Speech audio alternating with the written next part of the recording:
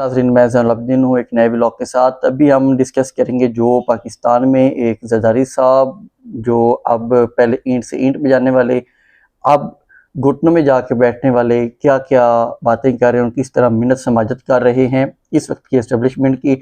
और जो दूसरी साइड पे जो इंटरनेशनल अपडेट्स हैं, अमेरिका किस तरह अब अपने उन एलाइज़ को धमकियाँ दे रहा है जो कल तक उनके साथ कंधे के साथ कंधा मिला के खड़े हुए थे। क्योंकि एक अमेरिकन की हिस्ट्री है कि वो जब कोई उनके ख़िलाफ़ जाता है या उनकी जो बात नहीं मानता, ख़िलाफ़ ना भी जाए, उनकी वो बात ना माने जो गलत हो, तो वो उनको धमकियां देने में शुरू हो जाते हैं।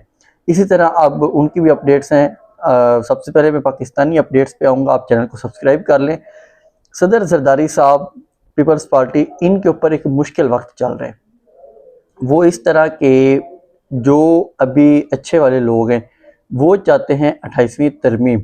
अब 28वीं तरमीम में वो क्या चाहते हैं? वो चाहते हैं कि जो कराची है वो चला जाए वफाक के अंडर, गवादर वफाक के अंडर, और मज़ीद सूबे भी चाहते हैं, और पंजाब में भी सूबे वो चाहते हैं। लेकिन अब जो सियासी जमातें हैं ये चाहती है कि 28वीं तरमीम ना आए, क्योंकि 28वीं के बाद 29वीं 30वीं ये सिलसिला चलता रहेगा। यहाँ पे कुछ जो इनके अंदर इख्तलाफ शुरू होता है। पिछले दिनों बिलावल भुट्टो साहब भी फरमाते हैं कि हम कोई भी साजिश नाकाम करेंगे, कोई भी हुई हम उसको नाकाम करेंगे।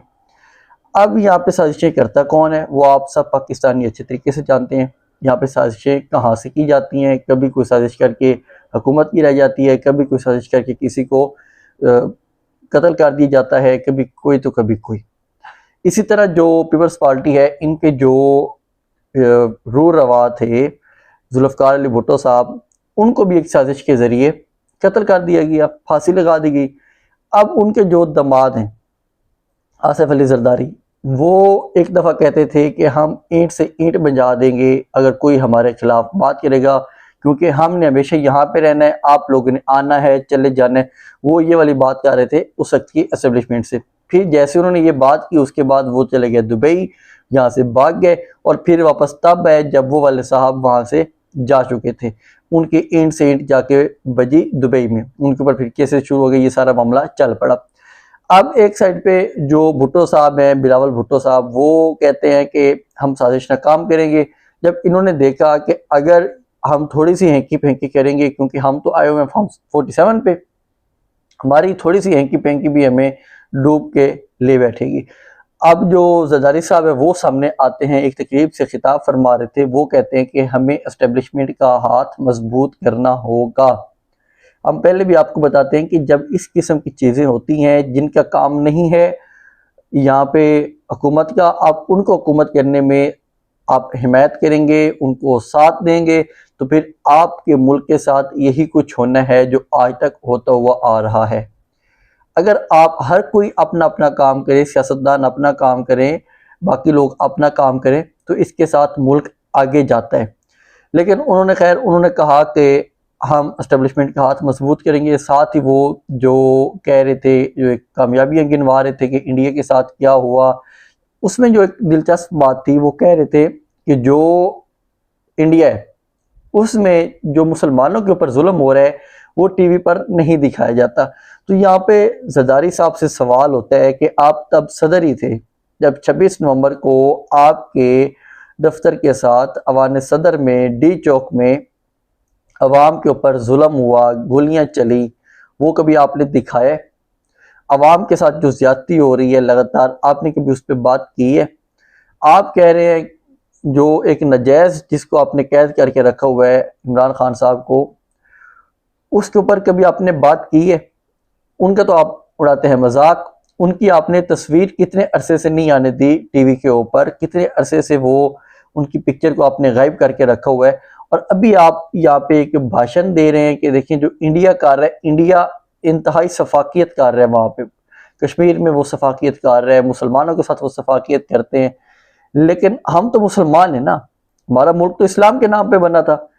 आपने कितने लोगों की यहाँ पे चादर चार दीवारी का तकद्दुस पमाल किया है। सिंध में जो सहाफ़ी हजरात हैं उनके साथ कितना जुल्म होता है। कोई आपकी करप्शन रिपोर्ट कर दे, उसकी फिर लाश ही नज़र आती है। वहाँ पे कितने इस किस्म के केसेस हैं। आपका एक वजीर था पिछले दिनों, जो उमेर अबाब वाला केस था, उसमें वो बरी हो जाते हैं। वो कैसे बरी हो जाते हैं?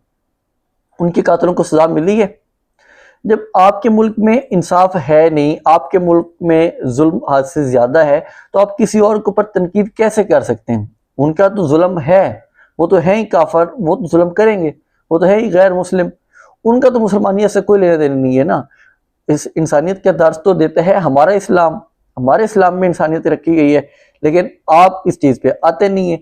तो खैर, आज इस तरह की जब वो बातें कर रहे हैं आसिफ अली जरदारी साहब, अगर कल को ये फिर उठेंगे और इसी एस्टेब्लिशमेंट के खिलाफ दोबारा फिर लग जाएंगे, और ये इन्होंने करना है, क्योंकि इन दोनों का जो अंदर सिर्फ इनकी मैचिंग है, जो ये बंधे हुए हैं, जो इनका बॉन्ड है, वो सिर्फ और सिर्फ इमरान खान है।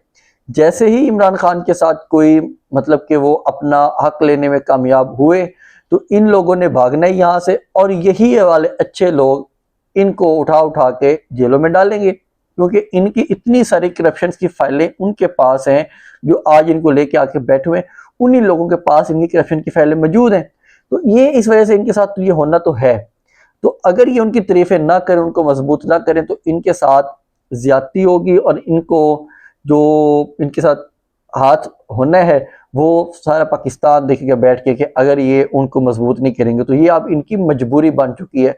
नहीं है इस मुल्क में जमहूरियत, जब इस तरह के लोग यहाँ पे, जो सदर बैठा हुआ है, जो सुप्रीम कमांडर बना हुआ है नाम निहाद, वो फरमा रहे हो कि देखें हमें तो उनके हाथ मजबूत करने, उनके हाथ हमें हर हालत में मजबूत करने हैं दिफाई तौर पे, क्योंकि दिफा में वो जो हमारी आर्मी है, उनका काम यही है कि वो दिफा में बहुत ज़्यादा उनको मजबूत करना पड़ेगा हमें, वो तो हमारी ज़रूरत है कि उनका काम उनको मजबूत किया जाए।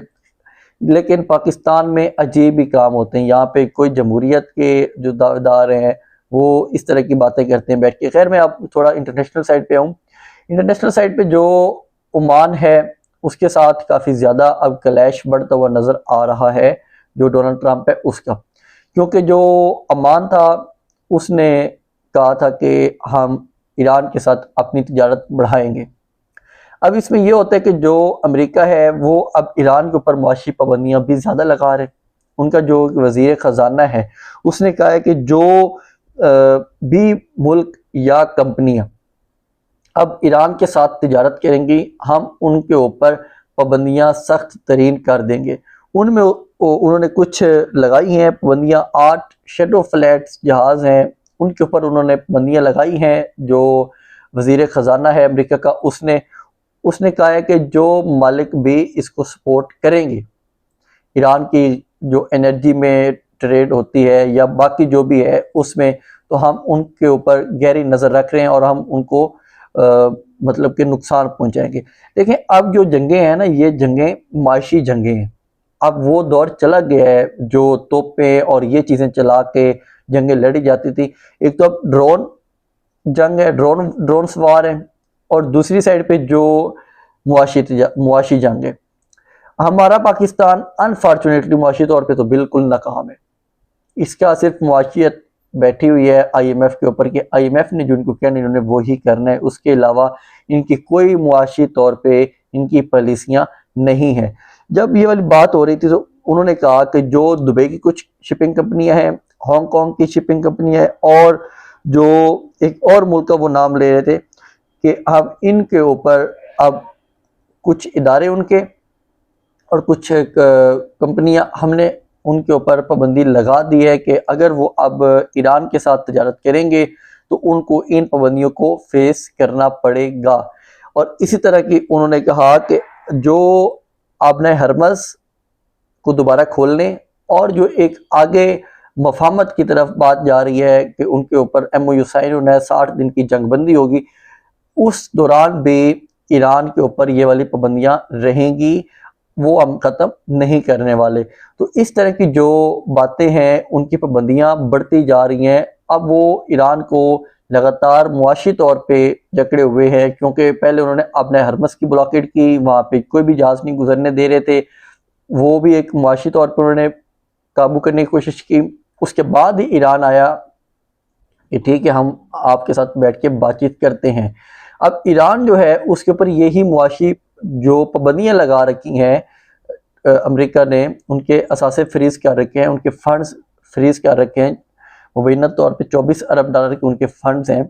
तो अब ईरान वही कह रहा है कि हमारी वो वाली जो फंड्स आप लोगों ने रोक के रखे हुए हैं वो हमारे रिलीज करें। तो अब ये जंग है असल मुआशी तौर पे। जो दूसरी जंगें थी वो अब दौर ऐसा ऐसा ख़त्म हो जा रहा है दुनिया में, क्योंकि भूख प्यास अफलास सबसे ज़्यादा होती जा रही है। इस वजह से जो भी ममालिक हैं वो मुआशी तौर पे अब कोशिश करते हैं हम स्टेबल हों। वो ये कोशिश नहीं करते कि हथियार ज़्यादा हो जाएं या इस तरह हो जाए।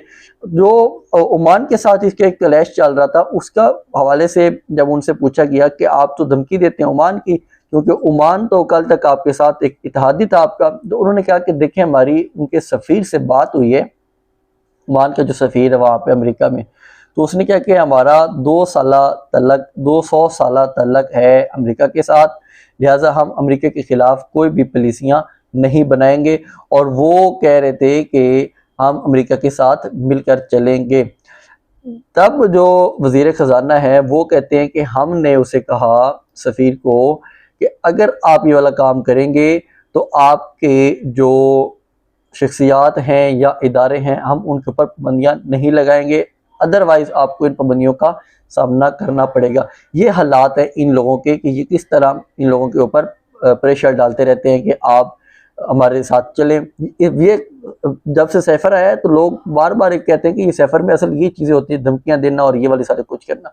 अब मैं आखिर पे जाते जाते थोड़ा सा आपको बता दूं कि जो इनकी एक्सियोस भी रिपोर्ट कर रहा है, अल जज़ीरा भी रिपोर्ट कर रहा है, मुख्तलिफ एजेंसियाँ रिपोर्ट कर रही हैं जो वाइट हाउस से राब्ते में रहती हैं बार बहुत ज़्यादा, तो वो कह रही है कि जो एक मुआहदा था उसके ऊपर 3 दिन पहले हतमी तौर पर ये लोग पहुँच चुके हैं, लेकिन उसको अभी तक जो ट्रंप है उसने अनाउंस नहीं किया, वो अपनी जगह पे फंसा हुआ है। वो मुआहदा क्या है मैं आपके सामने रखूँ, वो कहते हैं कि 30 दिन के अंदर अंदर अपने हरमस को खोला जाएगा, जो बारूदी सुरंगें हैं वो साफ़ की जाएंगी, 60 रोज़ा जो जंग बंदी होगी उसके अंदर मज़ीद जो बातचीत होगी वो आगे कंटिन्यू रखी जाएगी। और जो जौहरी हथियार हैं ईरान जौहरी हथियार भी नहीं बनाएगा, इसके ऊपर बात की गई है कि जो जौहरी हथियार के ऊपर तो वो शुरू से लगे हुए हैं कि उसके ऊपर ईरान को नहीं जाना चाहिए। दूसरी चीज़ जो है कि जो अमरीकी बातचीत है, जो अमरीकी पाबंदियां हैं उसमें नरमी करने के ऊपर भी बातचीत की जाएगी। ये वाला एक मुआहदा दोनों इतराफ से बात हो रही है कि कुछ हतमी हो चुका है, लेकिन इसके ऊपर ट्रंप के साइन अभी तक नहीं हुए, ट्रंप की परमिशन नहीं मिली। ट्रंप अपनी साइड पे चाहता है कि वो कहता है कि मैं अभी तक सब्र कर रहा हूँ, वेट कर रहा हूँ, इस मामले को हम आगे लेके जाएंगे। वो इन मामलात को काफ़ी ज़्यादा जो देख रहा है कि हो सकता है इस हमारे प्रेशर के अंदर कोई मुल्क अब्राहम अकॉर्ड में आ जाए। ट्रंप इस साइड पे बार बार फोकस कर रहे हैं, वो इस चीज़ को देख रहे हैं कि हम किस तरह जो ये ममालिक हैं इनको अब्राहम अकॉर्ड में लेके आ सकते हैं। इस तरह की काफ़ी ज़्यादा और भी अपडेट्स हैं वो हम आपके साथ नेक्स्ट व्लॉग में शेयर करेंगे। इसके साथ ही मुझे इजाज़त दें। अल्लाह हाफिज़।